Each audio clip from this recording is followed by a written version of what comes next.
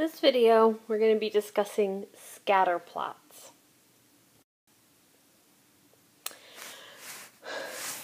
Basically, if we're interested in looking at the relationship between two variables by measuring both variables on the same person or the same individual. So remember, individuals don't have to be people. They could be animals, they could be trees, anything like that. The response variable is going to measure the outcome. It's going to be what happens when something is responding to somebody else, hence the name response. The explanatory variable is going to explain or influence the change. You might know the terms independent and dependent variable. And for our purposes here, what you know as the independent variable is the explanatory variable. And what you know as the dependent variable is the response variable. Now, sometimes one thing doesn't lead to another, and there's really no distinction. You can use either one in either position. So if we're looking at a study to determine whether surgery or chemotherapy results in higher survival rates for a certain kind of cancer, whether or not the patient survived is one variable, whether they received surgery or chemotherapy is the other.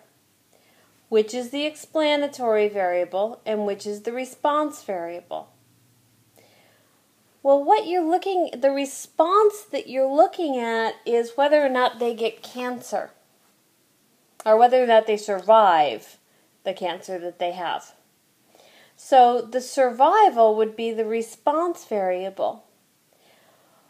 What happens that they hope explains that response, dying or surviving, is the surgery or chemotherapy. So which treatment they received is the explanatory variable. Whether or not the patient survived is the response variable. Now, Scatterplot is going to graph the relationship between two quantities, between two quantitative variables measured on the same individuals. Okay, remember quantitative data. It's numerical and it makes sense to do arithmetic on it. Now, if a distinction exists, that means if there is a real difference between explanatory and response variable, you're going to put the explanatory variable on the x-axis, just like you would put the independent variable on the x-axis. And the response variable is going to go on the y-axis, just like a dependent variable will go on the y-axis. And a scatterplot you may have heard referred to as a scattergram, but a scatterplot is basically plotting the ordered pairs on the coordinate plane. So it looks something like this. All of these blue dots represent an ordered pair. Basically, what this is for each of the 50 states, the explanatory variable is the percent of high school graduates in that state that take the SAT. And the response variable is the average SAT verbal score. And if you look here, it indicates the score for Colorado. 28%, so it's a 28 down here. 28% took the SAT, and the mean verbal score was 543, which you find over here. So that represents the point 28,543.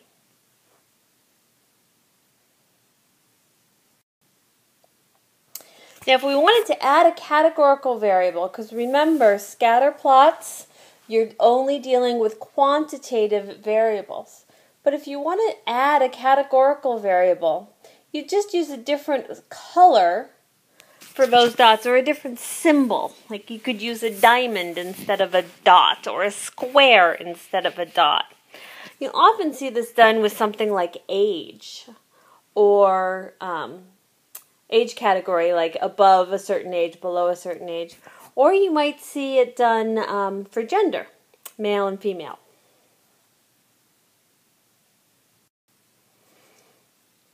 So in a scatter plot, what you're looking for is an overall pattern and then deviations or changes from that pattern.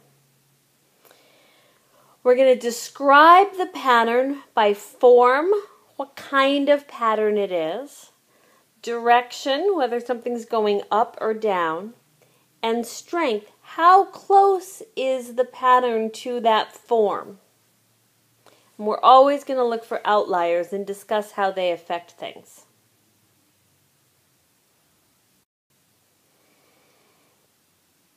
Now, if we have a linear relationship, remember that word linear contains the word line. Linear relationships, we're talking about a scatter plot that looks an awful lot like a line. And when we have that, we call it a linear relationship. If we have a positive association, that means it looks like a line with positive slope. Remember, positive slope goes up as it goes to the right. Remember that as a positive person is always looking up. Negative association is like negative slope. And you remember that by the fact that a negative person is always dragging you down. So it's going down as you go from left to right.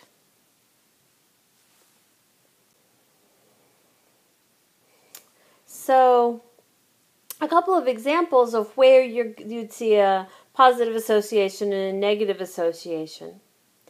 If you looked at a scatter plot of college students, you're going to see a positive association between verbal SAT score and GPA. What does that mean? As a verbal SAT score gets higher, a person's GPA is higher. So a person with a lower SAT score is likely to have a lower GPA in college, and a person with a higher SAT score is likely to have a higher GPA in college. So that's a positive association. If we look at a negative association, think about used cars. There's a negative association between the age of the car and the selling price. And think about what that means. When your car is older, you can't sell it for as much money. So a used car from 2010 is going to be worth more than the same model used car from the year 2000. So as age goes up, price goes down. So here are some examples of relationships. You see here, you have a pretty good line going on there. And that is a positive association. I didn't draw that great because it's a little bit higher than it should be, but it looks kind of like a line. This one right here doesn't look like much of anything at all. It's just a bunch of dots. This one has a little bit of a line to it going down, but see, there's some things that are way out there on this one. Okay? So it's not as close to being a line as this first one up here. And this actually looks more like a curve than anything else. It certainly doesn't look like a line. So you can see that these different scatter plots show us different relationships. If we want to measure the strength and direction of a linear relationship, so we're going to limit ourselves to just talking about lines, that form of a relationship. Remember, the other two things we were looking at were strength and direction. we want to see how closely a non-horizontal straight line, so an straight across line, is not something we're looking at. We're looking at non-horizontal lines, so ones that have some kind of upslope or downslope to them. We want to know how closely we can get a line to fit the actual points of the scatter plot. And we use something called the correlation coefficient, which is often referred to as just the correlation. The letter we use for it is R, and that's going to measure the strength of the relationship and the direction of the relationship. So in the next video, we'll talk about the correlation coefficient, what it means, and how to calculate it.